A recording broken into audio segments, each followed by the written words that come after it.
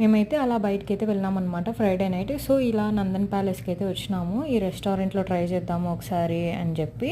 And బెంగుళూరులో మార్తల్లిలో ఉంది ఈ రెస్టారెంట్. వచ్చి రాగానే ఫస్ట్ మటన్ పాయ సూప్ అయితే ఆర్డర్ ఇచ్చాము. దీనికి కాంబినేషన్‌లో అప్పడం అయితే ఇచ్చినారు.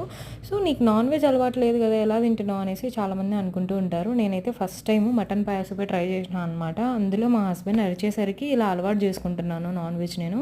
And mutton paya soup taste అయితే చాలా బాగుంది. నెక్స్ట్ బిర్యానీ అయితే ఆర్డర్ ఇచ్చేసినాము. అండ్ నేనైతే మష్రూమ్ బిర్యానీ ఆర్డర్ ఇచ్చాను. మా హస్బెండ్ అయితే మటన్ బిర్యానీ అయితే ఆర్డర్ ఇచ్చుకున్నారు. అండ్ టేస్ట్ అయితే చాలా బాగున్నాయి, రెండు బాగున్నాయి.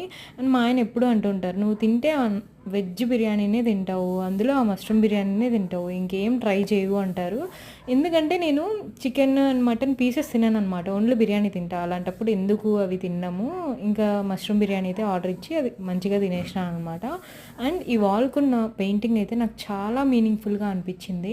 అప్పట్లో రైతులు పొలాలు అండ్ పొలం దున్నడానికి ఎద్దులు అండ్ మేకలు కోళ్ళు ఇట్లా ఎంత బాగా అనిపించిందో, ముంగిట్లో ముగ్గు ఇట్లా వేస్తూ ఇట్లా ఆవులు.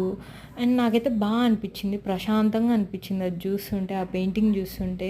అసలు అప్పట్లో ఆ రోజులు ఎలా ఉండేవి అనిపిస్తుంది. అంత ప్రశాంతంగా జీవితాన్ని కొనసాగించేవాళ్ళు, పొలం పనులు చూసుకుంటూ ఇంట్లో పనులు చేసుకుంటూ అలా ఉండేవి కదా అనిపిస్తుంది. ఫైనల్గా అయితే నాకు బాగా నచ్చింది రెస్టారెంట్లో food. Thanks for watching, subscribe for more.